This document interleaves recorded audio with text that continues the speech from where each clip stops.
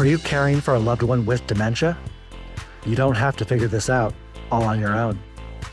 Welcome to Truth, Lies, and Alzheimer's, the show that helps you reimagine a new relationship with your loved one, a relationship a little more free of stress and anxiety. Join host Lisa Skinner and her 30-plus years of experience as she guides you on a new path to a better relationship with those you care for. Here's Lisa. Welcome back, everybody, to another brand new episode of the Truth, Lies, and Alzheimer's Show. I'm Lisa Skinner, your host, and I'm really excited to be here today with you all and grateful that you have chosen to spend part of your valuable days with us. And we've got a really special guest here with us today. I'm going to introduce you to him. His name is Neal Shah, and he is the CEO of a corporation that is called CareYaya Health Technologies. And as I told Neal when we talked before, Yaya is close to my heart because that is exactly what my grandchildren call me, is Yaya. And a lot of people don't even know that that is a word that, you know, a lot of people use Nana. My kids call me Yaya. And so I thought that was pretty special that we had that connection.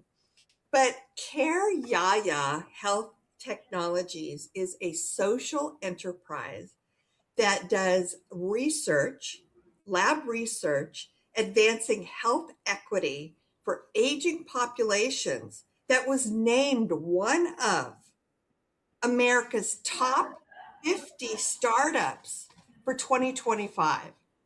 I mean, what a huge accomplishment.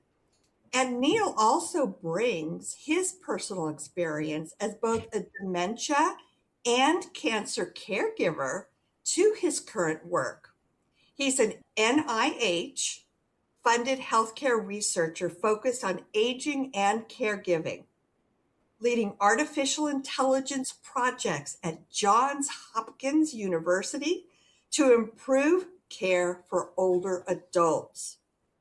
And this is really exciting, innovative stuff. So we're going to let Neal tell us all about what CareYaya does, what it's all about, how he came up with it.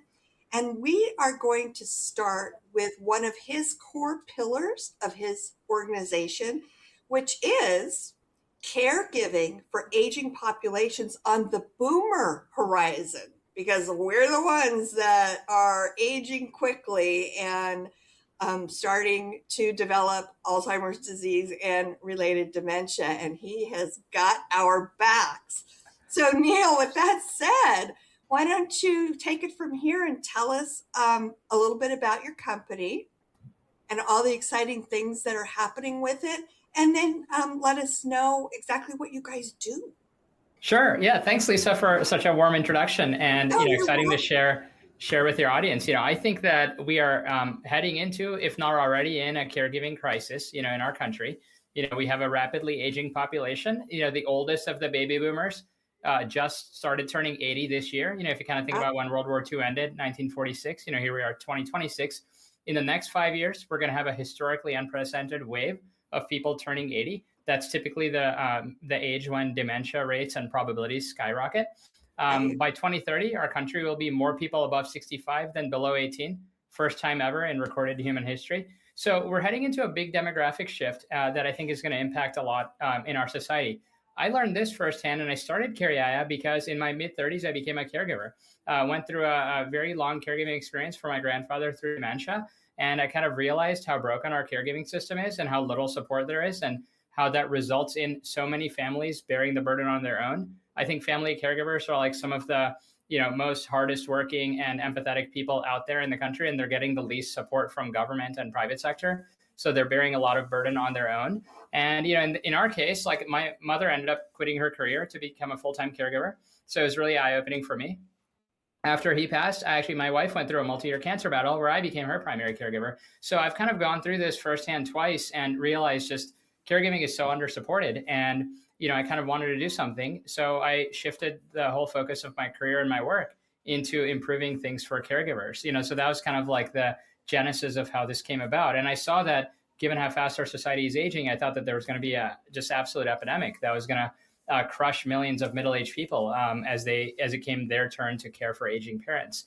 Some of the innovations that we've done, I'll talk through, and where I think kind of the opportunities are in thinking through what are the problems in care. Number one, there is a massive shortage of people doing care. So if you are a family caregiver and you need some affordable help, there aren't people around to do it. And if you get lucky and find someone, the prices are way too high. Why is that? My entire hypothesis is the care industry is completely broken. The way these home care companies work is that they typically charge in most cities across America $40 to $50 an hour, and they turn around and pay less than half of that to the care worker. The rest goes into sales, marketing, profits, franchise fees, overhead, and all that other stuff. I was just reading something recently where somebody posted an article that said baristas receive more training than dementia caregivers. And more pay. And more pay. It's like, why would you ever do this? Why would you ever do care for someone, if you're just like trying to make income when you could work at Starbucks, you could work at Walmart, you could work at McDonald's, anywhere pays better. And by the way, compared to barista, caregiving is very, very psychologically, emotionally, physically demanding work, as we all know from our family caregiving experience. So how could we as a society expect somebody to do this for, in my home state of North Carolina, the average caregiver makes $12.50 an hour. Do you think there's something wrong with this picture? Yeah, I'll tell you exactly what's wrong with this picture. Okay. The companies and the way the private sector treats caregiving. I think it's absolutely absurd. And, I don't mean to offend anyone. It's just my observation. So apologize in advance if somebody's listening as a home care agency owner. But these home care companies in my area charge $40 an hour and pay the care workers, somewhere in the low teens, like $12 to $15 an hour. They keep the rest of the money for themselves. That creates two problems. One, how many families can afford $40 an hour? Not a lot. So if you need 40 hours a week of caregiving because you have to go to your job and you need somebody to sit with your mom, that's adding up to $1,600 a week. Over the course of a year, it's like 80 grand. And then the care worker is making 30 grand. So the care worker is barely able to survive. And as all we that all money is going to the middleman. There's no subsidy for dementia care in the home, or if you don't already happen to have Agreed. a long-term care insurance policy. Agreed. Or you qualify for veterans benefits that will pay a stipend for care, either in home or in assisted living or memory care. This is all out-of-pocket expense. Exactly.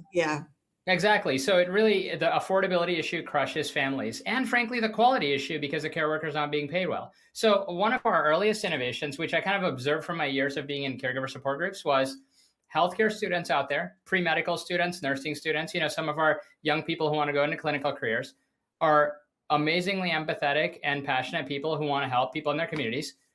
We started mobilizing them as caregivers, and we made them available through our CareYaya platform to be able to be digitally booked, scheduled, paid, etc., for no fees or upcharge to anyone. So across America now, we're running $20 an hour caregiving platform where all the money's going to the students. So through the innovation, and anyone can check this out, careYaya.org, you're welcome to do it. And it's all like grant and social impact funded. We charge families nothing.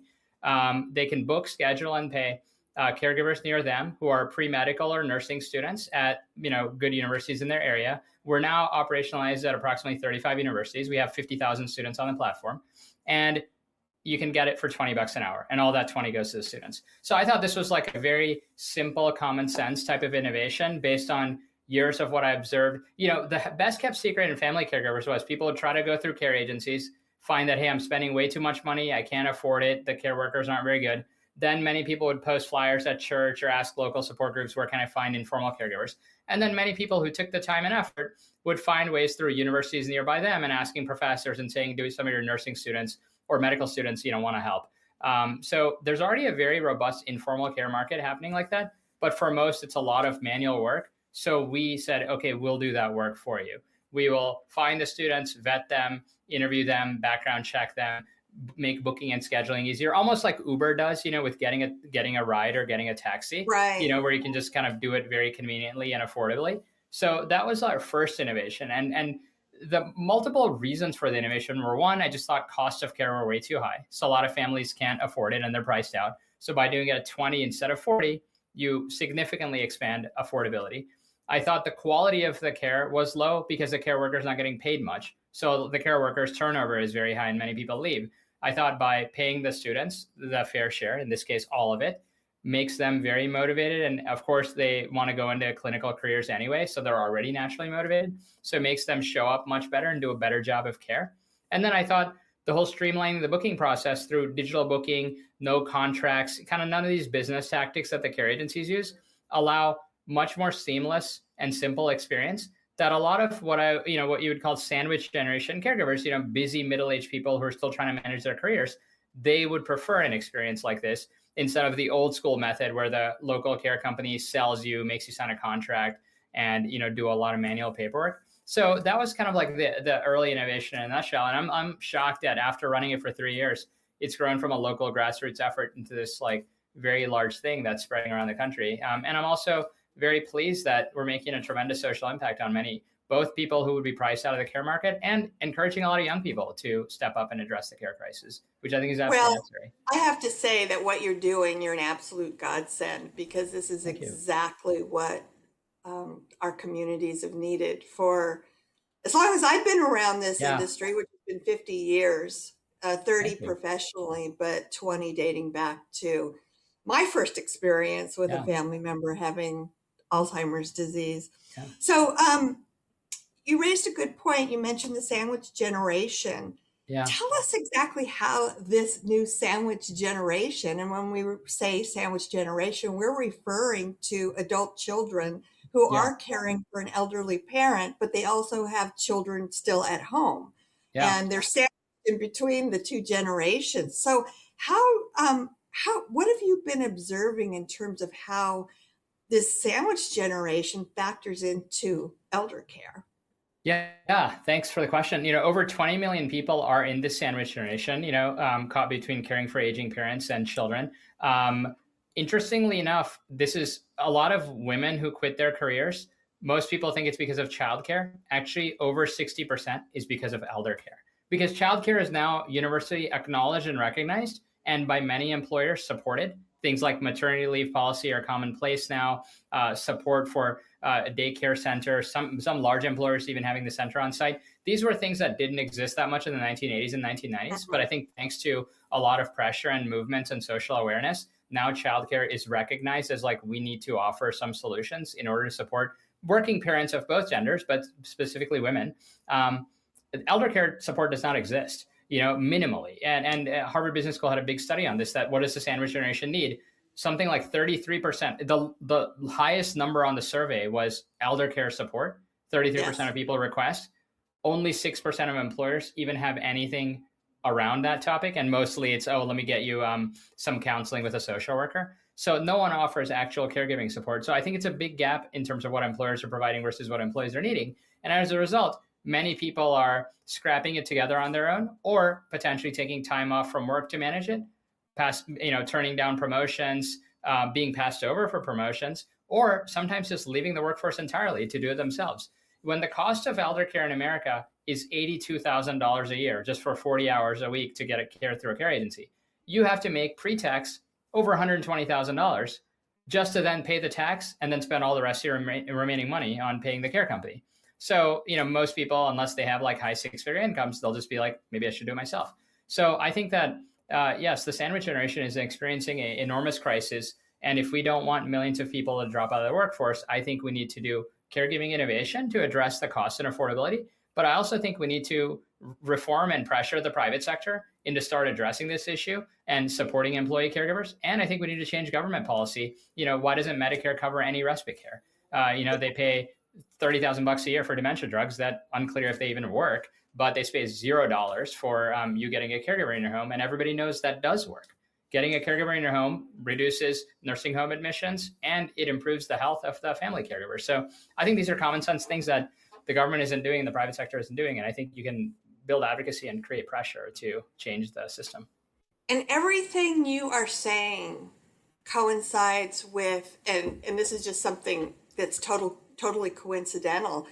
I just recently was asked to write a magazine article for San Francisco Magazine on this very Nice. subject, on how Nice. corporations are supporting employees because all of these things are happening with this sandwich generation. Yeah. And also, we have to be mindful that the World Health Organization and the Alzheimer's associations are trying to prepare us that by the year 2050, if a cure or a treatment is not found, the number of people, and you touched on this a little Yeah. bit, that are expected to develop Alzheimer's disease are it's estimated it's going to triple from the number of It's people who live with it yeah. today. And this is Yes. worldwide. So we're looking at, Yeah. another, almost like a pandemic Agreed. of Alzheimer's disease. And Agreed. I think you are probably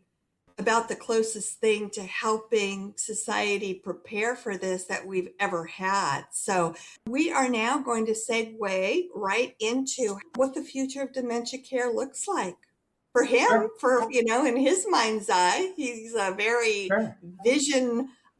visionary kind of guy, obviously. So I can't wait to hear what he has to tell us. Yeah, thanks, Lisa. So I'll share a few things. One, so where I live in the American South, dementia rates are expected to go up over 50% in the next 4 to 5 years. So you're right, it is absolutely an epidemic. And I think it's partly because of the aging population. I think it's partly because social isolation triples the risk of getting dementia. And we just went through a multi-year pandemic where people had to isolate, especially older adults. So we're coming out of that, but I think the brain impact is pronounced. And then also, early signs suggest even mild COVID infections that people recovered from resulted in neuroinflammation in the brain that suggests very typical of early Alzheimer's pathology. So I think with these three factors, of boomers turning 80 in large numbers, as well as isolation and COVID, we are about to have an epidemic of dementia. And heading into that, I think that there is a lot of opportunity to help people. So where I think technology is making promising strides, stuff that we're working on and stuff that I see other people working on are both in screening. I think dementia is significantly underdiagnosed and underscreened. Many people don't catch it until too late, and usually it's due to lack of resources. It affects both rural populations that sometimes don't have access to a neurologist. Something like 37% of Americans live in a neurology desert, where there's a neurologist within an hour plus of them that can even make a diagnosis. So that's where we see a lot of technology tools helping. We're working on a big project with Harvard and Mass General, developing artificial intelligence tools that can simply help with cognitive screening over a voice AI phone call off a landline. So help you kind of screen fast through just a natural language conversation, even process biomarkers in your voice, and then help warn you and or the family member that, hey, maybe it's actually time to drive 2 hours to a neurologist because you have a higher risk and you should go do a proper assessment. So I think tools like that are going to be breakthrough, just like being able to improve accessibility to care for a lot of the population. I also think there's a lot of tools coming around caregiving. Dementia caregiving is one of the most under-supported things that I've learned myself and in years of support groups. Less than 11% of family caregivers going through dementia get any sort of training. I think it's our medical system almost views it as, okay, we gave you the diagnosis and here's a pamphlet. And then, you as a son or daughter or spouse, it's like you're on your own at home. Yep. Now, meanwhile, you're supposed to become a doctor and a nurse and a physical therapist and a social worker all at the same time, suddenly when you're 50, 60 years old and you've never done any of those jobs before. And I think that's very hard. And by not covering caregiver training, a lot of people end up making mistakes. Their loved one ends up in the ER. They themselves end up with a lot of stress and burnout and even potentially their own health issues. So AI is becoming a promising ground. One of our biggest NIH-funded projects is that we've developed an artificial intelligence-powered caregiver training system that, again, we're giving, all of our innovations are free. So we give this away for free to individuals to practice, learn how to do care, understand and personalize who is the loved one that you're caring for, what diagnosis do they have, what skills do you currently have, and then let's upskill you through bite-sized 2 to 3 minute personalized videos of the next skill you should learn, and then give you short quizzes. So I think things like that are very promising innovations. And then I also think there's a lot of cool innovations happening that I see in neurotechnology. like ability to kind of like use non-invasive interfaces and put on your head. I know it sounds very futuristic, but brain computer interfacing is improving. And we have been working on some projects just kind of on the side as almost like a research lab to see if we can help people who have lost ability to communicate, who have, for example, aphasia, be able to visualize and try to communicate through an interface, what they want to say. It's early stages, but there's some interestingly promising signs. And I think that is going to be, if I had to make a bold prediction over the next 5 years, I think brain-computer interfacing technology is going to get really good. And a lot of people who are unable to communicate might actually be able to communicate. So we might be able to restore that. How do y'all address comorbidities? Yeah, that's a great question. So comorbidities wise, I think, again, speaking about because we're located in the American South, diabetes is a massive comorbidity. We ourselves, and cardiovascular disease. Agreed. Cardiovascular, yeah, another big one. We ourselves don't do a lot in that realm. We try to manage and guide people to nutrition programs that we can recommend, but we are not the innovators of those programs. Interestingly, on the diabetes side, I have seen some amazing results from non-pharmacological diabetes reversal programs out there that I'm like blown away by, and I'm surprised these are not more widely known. So I do think there's some help coming. One interesting thing, which I have mixed feelings on, is these new GLP-1 weight loss drugs.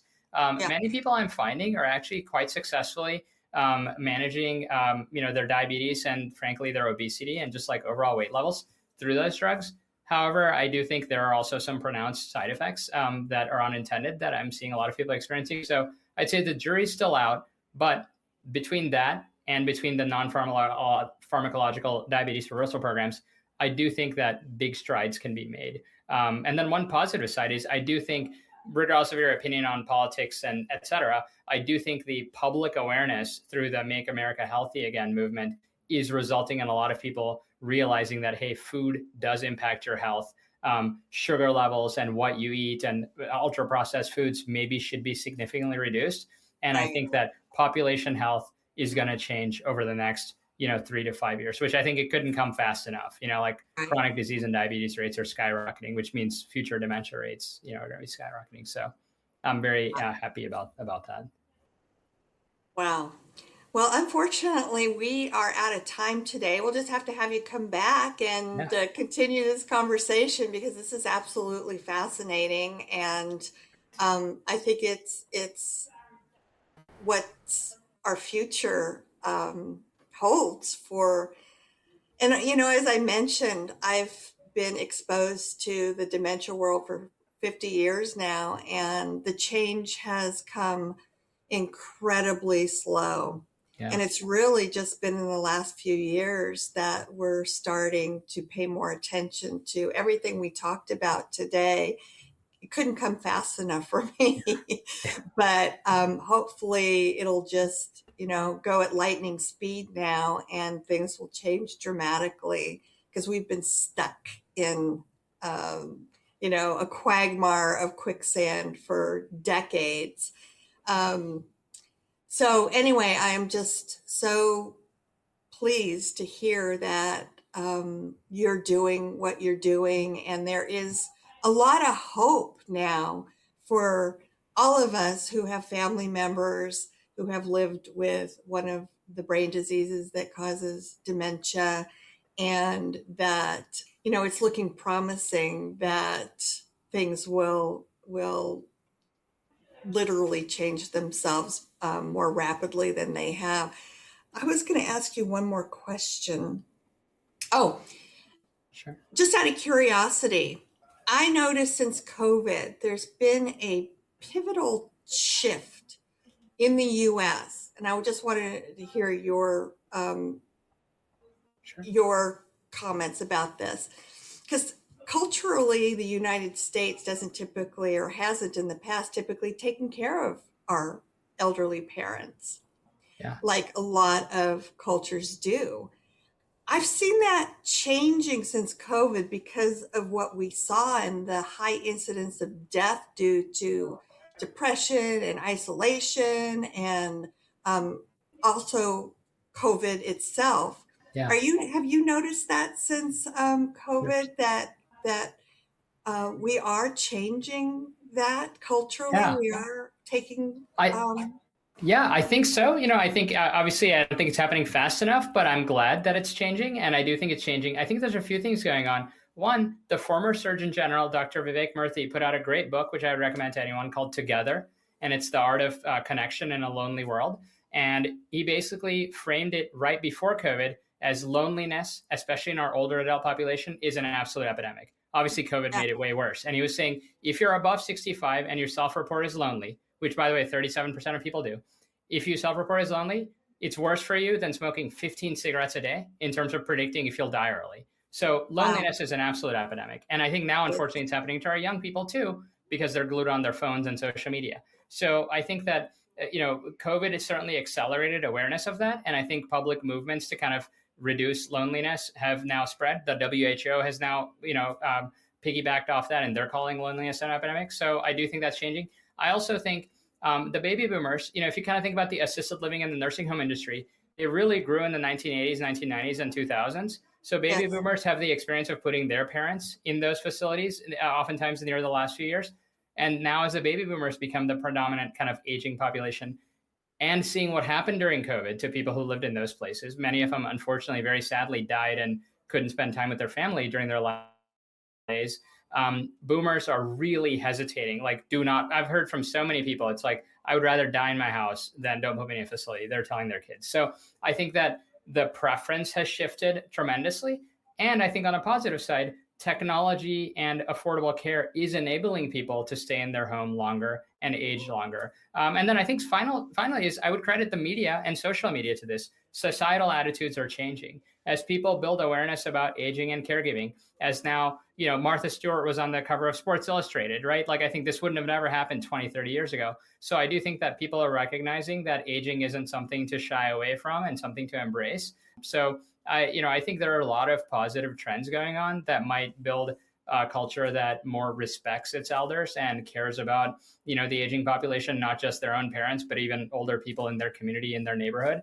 So I think that's a pretty good thing. And I see this every day. We have so many thousands of 20-year-olds interacting with 80-year-olds, through our care platform that are not their grandparents. And they're learning a lot about what it's like to be an older person, talk with people who have completely different views and completely different even backgrounds and upbringings than them. And I think that it's benefiting both sides, bringing people closer together. So yeah, I'm excited about that. And I think the change couldn't happen fast enough. I couldn't agree with you more. So anybody who is as fascinated as I have been with this conversation by Neal Shah, you can find out more information about him and his company at CareYaya.org. So make sure you take some time to further look into this really, really exciting time in elder care. Thanks again for being with us. I'm Lisa Skinner, your host. I will be back next week with another brand new episode for everybody. And in the meantime, have a great rest of your week. Stay happy and healthy. We need y'all. And I'll be back next week with another episode for you. Take care for now. Bye-bye. Thanks, Lisa. Thank you for listening to Truth, Lies, and Alzheimer's. We hope you found something in today's episode that helps. We understand that caring for a loved one with dementia can be the challenge of a lifetime, but you don't have to do it alone. If you're ready for exclusive access to even more great content and resources, head on over to Facebook and join Lisa's Minding Dementia Support Group.